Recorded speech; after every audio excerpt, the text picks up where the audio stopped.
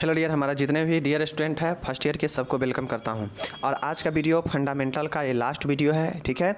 इसके बाद अगर कोई एक आध क्वेश्चन छूट भी गया होगा तो उसको जो है हम लोग कहाँ पे करेंगे, जो रिवीजन चलेगा, जो हम लोग क्वेश्चन बैंक सॉल्व कराएंगे वहाँ पे जो है उसको हम लोग कर लेंगे, ठीक है। तो आप लोग को घबराना नहीं है कि ये क्वेश्चन वो क्वेश्चन एक आध क्वेश्चन छूट गया है। ऐसे तो जितना इम्पोर्टेंट है लगभग मैं करा ही चुका हूँ, ठीक है, सभी सब्जेक्ट का। लेकिन फिर भी अगर लगे कि कोई एक आध क्वेश्चन छूट गया है जो बहुत ज़्यादा इम्पोर्टेंट है तो आप लोग कमेंट भी कर सकते हैं, ठीक है। उसको बीच में कभी जब हम लोग क्वेश्चन बैंक स्टार्ट करेंगे या रिवीजन करेंगे तो वहाँ पे उसको करा देंगे, ठीक है। चलिए, तो मैं यही कहता हूँ कि मैं जितना भी फर्स्ट ईयर के एग्ज़ाम टारगेट में जो कराया है सभी सब्जेक्ट में, लगभग 30 वीडियो सभी सब्जेक्ट में है, चारों सब्जेक्ट में, ठीक है। 30 वीडियो है, सभी वीडियो में किसी में 2 क्वेश्चन है, किसी में 3 क्वेश्चन है। जो छोटा क्वेश्चन है तो उसमें 3 क्वेश्चन हो गया है, बड़ा है तो उसमें 1 भी क्वेश्चन है और 2 भी क्वेश्चन है। इस प्रकार से देखा जाए तो लगभग 50 के आसपास क्वेश्चन आपका जो है वो सिलेक्टिव क्वेश्चन है सभी सब्जेक्ट का, समझ गए। 50-50 आप इसको इतना मात्र पढ़ लीजिएगा, आपका एग्ज़ाम मैं कहता हूँ कि 80% प्लस तो ज़रूर मार्क्स आ जाएंगे, ठीक है। डिपेंड करता है कि आप ऑब्जेक्टिव कैसे कितना सही करके आते हैं, ठीक है, और लिख कर कैसे आते हैं। बाकी जो मेरा काम था मैं काम करा रहा हूँ, काम कर रहा हूँ। बहुत लोग मन लगा के देखे हैं, बहुत लोग मन लगा के नहीं देखे हैं, ठीक है ना। इसका जो है वो आप लोग जो पढ़ने वाले हैं वो जानते हैं, ठीक है। चलिए बाकी शुरू करते हैं। आज का वीडियो ये फंडामेंटल फर्स्ट ईयर का लास्ट वीडियो है। इसके बाद हम लोग चलेंगे क्वेश्चन बैंक सोल्व करेंगे, 7-8 सालों का क्वेश्चन बैंक सोल्व कर लेंगे तो हम लोग को पता चलेगा कि हम लोग कितना पढ़ चुके हैं और एग्ज़ाम में क्या आएगा, ठीक है ना। चलिए देखिए, यहाँ पे प्रश्न है, 2 प्रश्न लेकर आए हैं, बहुत आसान प्रश्न। एक है आपका आइस बैग और एक है आपका आइस कॉलर। क्या है? एक है आपका आइस बैग और एक है आपका आइस कॉलर। दोनों के बारे में आज हम लोग देखेंगे, ठीक है ना। दूसरी को जो है यही आपका होता है, दोनों क्या होता है चलिए हम लोग देख लेते हैं। 5 नंबर में पूछेगा आइस बैग या आइस कॉलर के ऊपर, तो जो है आपका इसका मतलब समझाना पड़ेगा। दूसरा प्रश्न है, अगर आप नर्सिंग कोर्स कर रहे हैं तो आपको जो है फ्लोरेंस नाइटिंगेल के बारे में जानना चाहिए। फ्लोरेंस नाइटिंगेल के बारे में जो है जानना चाहिए, ठीक है ना। तो उनके जीवनी, उनके सारे चीज़ों के बारे में देखेंगे, ठीक है। चलिए देख लीजिए यहाँ पे आइस बैग या आइस कॉलर क्या होता है। देखिए, आइस बैग एवं आइस कॉलर के अंदर भरने, आइस बैग एवं आइस कॉलर के अंदर भरने के लिए बर्फ़ के छोटे छोटे टुकड़े कर लिए जाते हैं। देखिए, आइस बैग या कॉलर एक प्रकार के थैला होता है। इस प्रकार के क्या होता है, थैला होता है, समझ गए। इस थैला में छोटे छोटे बर्फ़ के टुकड़े को डालकर पैक किया जाता है, समझ गए, इससे बैग में, समझ गए। इसीलिए इसे आइस बैग कहा जाता है, समझ गए, या आइस कॉलर कहा जाता है, समझ गए। बर्फ के ऊपर सोडियम क्लोराइड, साधारण नमक NaCl इसका रासायनिक सूत्र होता है, छिड़कते हैं, ठीक है ना। बर्फ़ के ऊपर क्या होता है कि साधारण नमक NaCl छिड़कते हैं। क्यों छिड़कते हैं? क्योंकि जो बर्फ़ होता है वो जल्दी नहीं पिघले, इसीलिए नमक जो होता है बर्फ़ के गलनांक को घटा देता है। ऐसे आप खुला में बर्फ़ को छोड़िएगा तो क्या होगा, बर्फ़ जो है जल्दी से वो गल जाएगा वातावरण से अभिक्रिया करके, ठीक है, खुले वातावरण में आते ही। लेकिन बर्फ़ पर अगर आप लोग जानते हैं कि जब बर्फ़ जमाया जाता है तो उसमें नमक भी रखा जाता है, ठीक है, इसीलिए बर्फ़ खाते समय नमकीन लगता है, समझ रहे हैं ना। तो ये जो बर्फ़ होता है ये बर्फ़ को गले नहीं, आइस बैग में रखने के बाद गले नहीं, इसके लिए वो साधारण नमक उस पर क्या किया जाता है, छिड़कते हैं, ठीक है।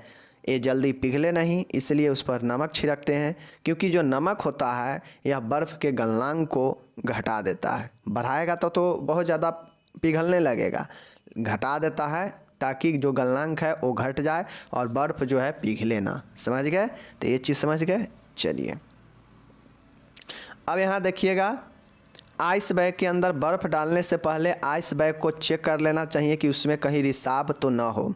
अब आइस बैग में जो भी आप बर्फ़ डाल रहे हैं, बर्फ़ का टुकड़ा डाल रहे हैं, तो पहले आइस बैग जो थैला है, आइस बैग जो है उसको चेक कर लें कि कहीं से कोई फटा चिटा या कटा तो नहीं है, ताकि उसके द्वारा रिसाव होगा, हवा लगेगा तो बर्फ़ क्या होगा, पिघलने लगेगा और उसमें से जो है पानी का रिसाव होने लगेगा। ठीक है।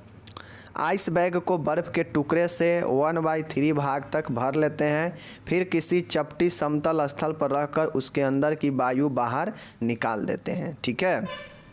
यहाँ पे कहा गया है कि जो बैग होता है, मानिए ये आपका क्या है, ये बैग है, समझ गए, ये क्या है, बैग है, समझ गए, ये बैग है। इस बैग में वो 1/3, 2/3, 3/3 और ऊपर 4/3। ठीक है। कहा गया है कि 1, 2, 3, 1/3 मतलब एक बर्फ़ में 3 हिस्सा जो है बर्फ़ से भर देगा। यहाँ तक बर्फ़ भर दिया गया। अब ये जो ऊपर वाला खाली है, ये जो है छोड़ा जाता है ताकि ये इसे सही से बना जा सके, एडजस्ट किया जा सके। ठीक है। 1/3 भाग बांधने के बाद उसे जो है समतल पर जो है रखा जाता है, ताकि इसके अंदर जो भी वायु हो बांधने के बाद वो निकल सके और जो है उसके अंदर सिर्फ और सिर्फ बर्फ़ का टुकड़ा ही रहे। समझ गए। चलिए नेक्स्ट देखिएगा। अब शरीर के जिस भाग पर प्रयोग करना है उस भाग पर आइस बैग को रख देते हैं, जिससे शरीर का तापक्रम कम हो जाता है। ठीक है। आइस बैग के ऊपर फलालेन की खोल चढ़ाकर रखते हैं, जिससे वह बैग पर संघनित होकर जमा हुई नमी को सोख लेता है। ठीक है। देखिए, अब चूँकि हम उससे भर चुके हैं 1/3 भाग, उसे समतल पर रख के उसका अंदर का एयर भी निकाल चुके हैं। अब हमें उसका उपयोग करना है। उपयोग वहाँ करते हैं जहाँ हमें शरीर पर ज़रूरत हो, जैसे पेन को रिलीफ दिलाने के लिए, ठीक है ना, स्पॉन्जिंग करने के लिए, ठंडक दिलाने के लिए, तापक्रम कम करने के लिए। ठीक है। ये सब में जो है बर्फ़ का इस्तेमाल करते हैं। तो इसको जो है शरीर के जिस भी भाग पर रखना हो बैग का इस्तेमाल रख के कर सकते हैं। ठीक है। अब जो आइस बैग होता है उसके ऊपर एक फलालेन का खोल चढ़ा रहता है। ठीक है।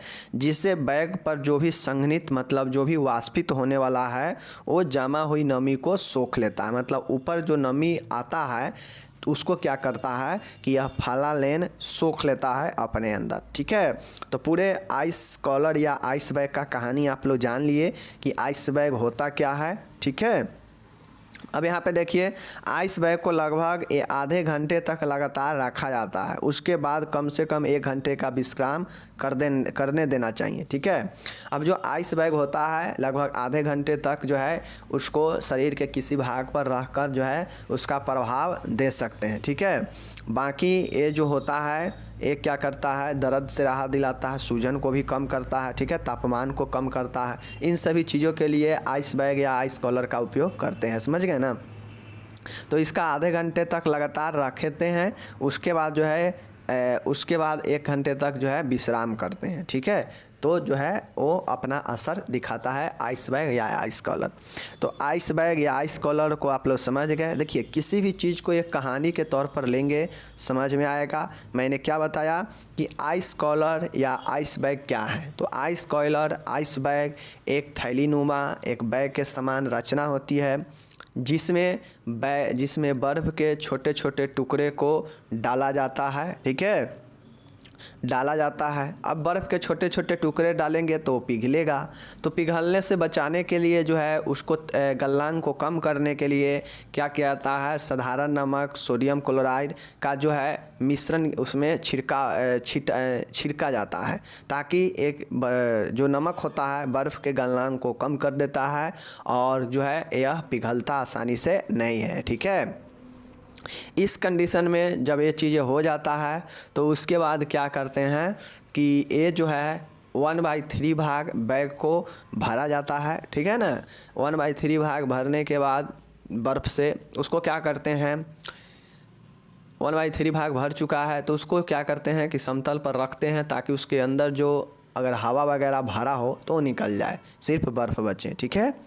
अब उसके बाद शरीर के जिस भी जगह पर, अंग पर इसका इस्तेमाल करना है, चाहे सूजन कम करने के लिए या दर्द से राहत के लिए या फिर जो है तापमान को कम करने के लिए, तो इसका उपयोग जो है कर सकते हैं। ठीक है, इस पर फलालेन का एक अस्तर चढ़ा होता है जो संघनित मतलब जो वाष्प अंदर से निकलेगा वो उसको क्या करता है, सोखता है। समझ गए। उसके बाद आधे घंटे तक इसका लगातार उपयोग किया जाएगा, फिर जो है 1 घंटे तक आराम किया जाएगा। तो यही आपका आइस बैग या आइस कॉलर होता है। समझ गए। चलिए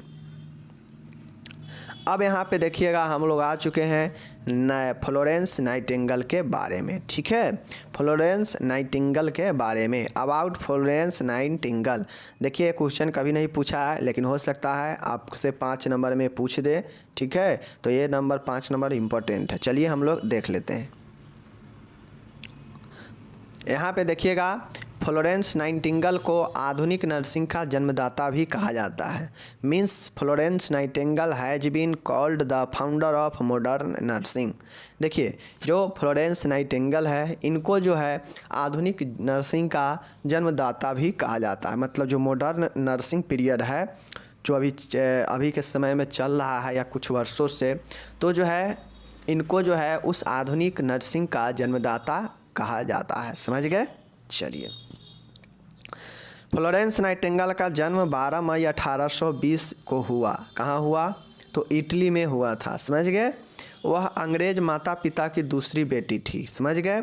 उन्हें भाषा, लैंग्वेज, दर्शन शास्त्र, फिलोसफी का काफ़ी अच्छा ज्ञान था एवं वह काफ़ी उदार लिबरल थी। समझ गए। तो देखिए ये तो हो गया इनका पर्सनल जानकारी, ये तो हो गया इनका पर्सनल जानकारी। ठीक है, पर्सनल जानकारी में क्या है कि फ्लोरेंस नाइटिंगेल जो है उनका जन्म 12 मई 1820 को इटली में हुआ था। समझ गए। उनके माता पिता अंग्रेजन थी और उनके जो है ये दूसरी बेटी थी। मतलब जो फ्लोरेंस नाइटिंगेल थी ये अपने दूसरी बहन थी। समझ गए। इन्हें भाषा दर्शन शास्त्र का भी काफ़ी अच्छा ज्ञान था। मतलब इन्हें लैंग्वेज का और फिलोसफी मतलब दर्शन शास्त्र का भी अच्छा ज्ञान था। समझ गए। एवं वो काफ़ी उदार थी, मतलब काफ़ी लिबरल प्रकार की थी। चीज़ों को समझ गए उनके बारे में। चलिए अब हम लोग देखते हैं यहाँ पे। देखिए उन्होंने अपने माता पिता के विरुद्ध जाकर नर्सिंग क्षेत्र में कदम रखा। चूँकि आप लोग जानते हैं कि अभी तो बहुत सारे चल चुका है ट्रेंड कि अब जो है ये लड़कियाँ या उनके परिवार जो है काम करने से हिचकिचाते नहीं हैं। फिर भी बहुत सारे जो गांव में अभी हैं, अभी भी वो क्या होते हैं, हिचकिचाते हैं, डरते हैं कि मेरा लड़की कैसे काम करेगी, ये वो 10 रंग के बातें होता है। उसी प्रकार से उस समय उनके माता पिता जो थे, ये माता पिता के विरुद्ध में जाकर नर्सिंग क्षेत्र में इन्होंने अपना कदम रखा। ठीक है। इन्हें अनुभव हुआ कि परमात्मा ने उन्हें दया के मिशन पर भेजा है। ठीक है। उपरांत मतलब उसके बाद उन्होंने शिक्षा और नर्सिंग के विषय में सोचा एवं उन्हें नर्सिंग ही एक ऐसा क्षेत्र लगा जिसमें वह उत्तम कार्य कर सकती थी। समझ गए। देखिए पूरी कहानी इनका ये है कि इनका इटली में जन्म हुआ। इनके माता पिता अंग्रेजन के दूसरी संतान थी। ठीक है। इनका जन्म 12 मई 1820 के हुआ। समझ गए।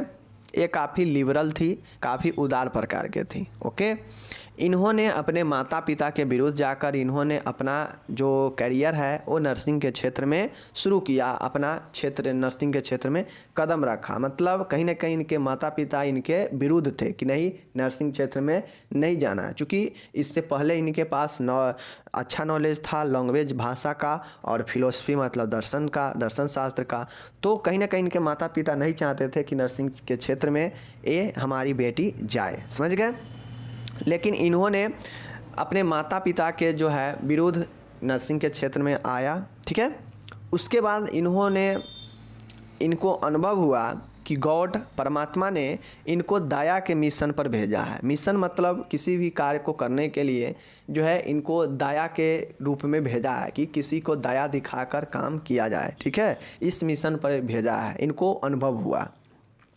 उसके बाद इन्होंने शिक्षा और नर्सिंग के विषय में सोचा। इन्होंने इसके बाद सोचा जब इनको अनुभव हुआ कि गॉड परमात्मा ने हमें कहीं ना कहीं इस मिशन से भेजा है कि हम दूसरे पर दया दिखा सकें, तो उसके बाद इन्होंने शिक्षा और नर्सिंग के विषय में सोचा। चूँकि ये कदम रख चुकी थी, उसके बाद इनको अब क्या था कि इस क्षेत्र में आने के लिए पढ़ाई करना था, तो इन्होंने अपनी शिक्षा और नर्सिंग को सोचा। समझ गए? इन्होंने नर्सिंग ही एक ऐसा क्षेत्र लगा इनको जहाँ से वो उत्तम कार्य कर सकती थी। जब इन्होंने नर्सिंग के क्षेत्र में आया तो इन्होंने सोचा अब शिक्षा लेने का, नर्सिंग के विषय सोचा, तो इनको लगा कि नर्सिंग ही एक ऐसा क्षेत्र है जहाँ पे वो उत्तम कार्य कर सकती है। समझ गए? तो इनका ये सब कहानी है, ये सब लिखना पड़ेगा आपको एग्ज़ाम में अगर पूछेगा इनके बारे में तो, ठीक है। बाकी यहाँ पे देखिए, सन 1850 में जन्म कब हुआ इनका? 1820 में। उसके बाद 1850 में जब वो 31 वर्ष की थी तब उन्होंने अपनी नर्सिंग की ट्रेनिंग की शुरुआत कैसवर्थ में डिकोनेस इंस्टीट्यूट से की। समझ गए? अब समझिए, इन्होंने 31 साल के उम्र में अपना कोर्स शुरू किया। तो आप लोग समझ सकते हैं कि आप में से अगर कोई 31 साल के उम्र में अगर कोर्स शुरू कर रहा है तो कोई गलत चीज़ें नहीं है, क्योंकि उस समय ये 31 साल में शुरू की। ठीक है, चूँकि उस समय ट्रेंड भी जो था, ट्रेंड्स भी जो था नर्सिंग का, वो न के बराबर था। समझ गए? तो इन्होंने 1820 में इनका जन्म हुआ। 1850 में 31 वर्ष की आयु में इन्होंने अपना नर्सिंग की ट्रेनिंग की शुरुआत कहाँ से की? कैसवर्थ में डिकोनेस इंस्टीट्यूट में की। इन्होंने कैसवर्थ जगह है, वहाँ पे इन्होंने डिकोनेस इंस्टीट्यूट से अपना ट्रेनिंग की शुरुआत की। समझ गए? चलिए, 1853 में इन्होंने नर्सिंग ट्रेनिंग पूरी की। अब इन्होंने 1853-50 में इन्होंने शुरू किया और 53 में इन्होंने अपना ट्रेनिंग पूर्ण कर ली। समझ गए? 1854 में क्रीमियन युद्ध आप लोग सुने होंगे 10th में 12th में, अगर जो लोग आर्ट्स से होंगे उनको पता होगा कि क्रीमियन युद्ध हुआ है। समझ गए? तो इन्होंने क्रीमियन युद्ध 1854 में क्रीमियन युद्ध हुआ। इसके बाद इन्होंने मिलिट्री हॉस्पिटल में अपनी सेवा देनी प्रारंभ की। ध्यान दीजिएगा, 50 में इन्होंने एडमिशन लिया, ट्रेनिंग शुरू की। 1853 में इनका 3 सालों के बाद कंप्लीट हुआ। ठीक है, और उसके 1 साल के बाद इन्होंने 1854 में जब क्रीमियन युद्ध हुआ तो उसके बाद इन्होंने मिलिट्री हॉस्पिटल में अपनी सेवा देनी प्रारंभ कर दी। समझ गए?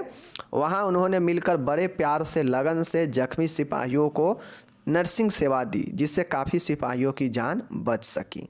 इनका कहानी अभी तक पढ़ाई का बात किया जाए तो जब इन्होंने सोचा कि नर्सिंग ही सर्वोत्तम क्षेत्र है और वो यहाँ पे कुछ कर सकती है कार्य, तो 1850 में वो अपने परिवार के विरुद्ध जाकर नर्सिंग का ट्रेनिंग लेना शुरू की।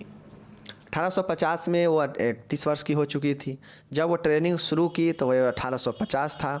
उसके बाद 1853 में इनका जो है ट्रेनिंग कंप्लीट हुआ। कहाँ से?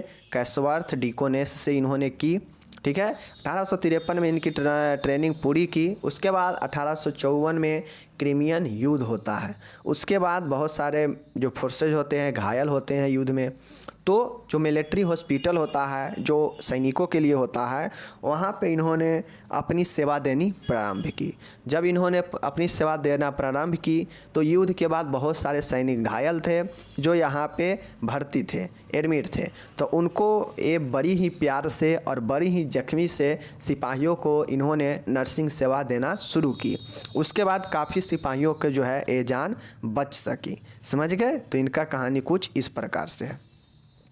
ठीक है, अब देखिए, मिस नाइटिंगेल ने अपनी नर्सेज के साथ मिलकर एक राउंड कैरिंग आयल लैंप, समझ गए क्या चीज़? राउंड कैरिंग आयल लैंप अपने हाथों में लेकर उन सिपाहियों के लिए भगवान से प्रार्थना की। तभी से वह लेडी विथ लैंप के नाम से जानी जाती है। अब आप लोग को अभी तक ये कहानी समझ में आ गया होगा कि आखिर फ्लोरेंस नाइटिंगेल को जो है लेडी विथ लैंप क्यों कहा जाता है। तो लेडी विथ द लैंप इसीलिए कहा जाता है क्योंकि वहाँ जो सैनिक एडमिट थे, जहाँ पे इन्होंने अपना काम करना शुरू की, तो वहाँ पे जो भी युद्ध के बाद जो सैनिक भर्ती थे, तो एक तो लगन से इन्होंने अपना लगन प्यार से काम करना और इलाज करना, देखभाल करना शुरू किया ही। साथ ही इन्होंने भगवान से, गॉड से प्रार्थना के लिए इन्होंने अपने नर्सेज के साथ मिलकर एक राउंड कैरी आयल लैम्प, मतलब एक राउंड शेप का, समझ गए, एक तेल वाला लैंप लेकर इन्होंने अपने नर्सेज के साथ हाथों में लेकर सिपाहियों के लिए इन्होंने भगवान से प्रार्थना की। आप लोग देखते हैं अभी कैंडल मार्च निकलता है कि जब कोई व्यक्ति का डेथ हो जाता है तो लोग कैंडल मार्च निकालते हैं, अब मरने के बाद निकाला जाता है, लेकिन उस समय ये निकाले थे उनके स्वास्थ्य अच्छा करने के लिए, उनको अच्छे ठीक करने के लिए, जबकि अब मरने के बाद निकालते हैं लोग। समझ रहे हैं कहाँ से कहाँ समय आ गया, समझ रहे हैं। तो भगवान से इन्होंने प्रार्थना की ये राउंड कैरिंग आयल लैंप लेकर, तभी से वह जो है लेडी विथ द लैंप के नाम से जानी जाती है, समझ गए।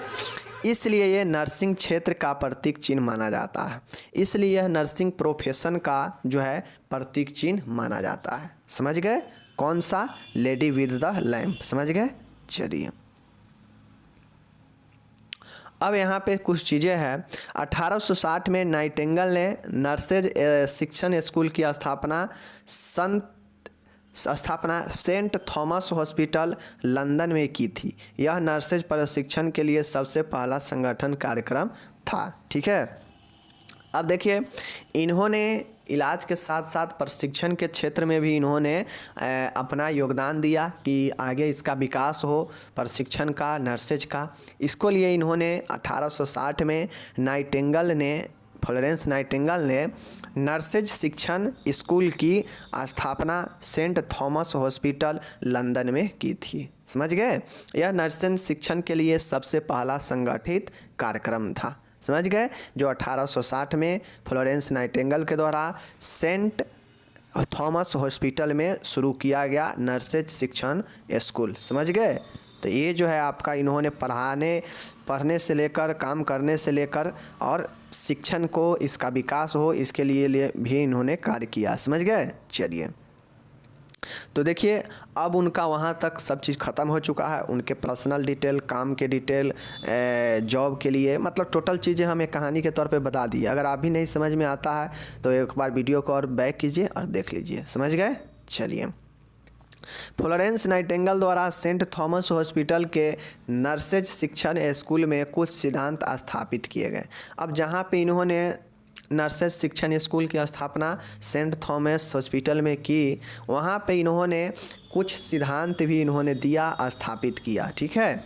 कौन कौन से सिद्धांत है, थ्योरी है, देख लीजिए।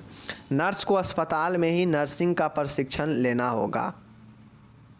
इन्होंने बताया कि नर्स को अस्पताल में ही नर्सिंग का प्रशिक्षण लेना होगा। इन्होंने ये कहा कि जो नर्स है उनको अस्पताल, हॉस्पिटल में ही नर्सिंग का ट्रेनिंग लेना होगा, समझ गए। इनका एक ये थ्योरी। नर्स को अपना चरित्र और अनुशासन बनाए रखने के लिए एक ही मकान में रहना होगा। इन्होंने ये भी कहा कि नर्स को अपना कैरेक्टर और डिसिप्लिन बनाए रखने के लिए उसे एक ही मकान में रहना होगा।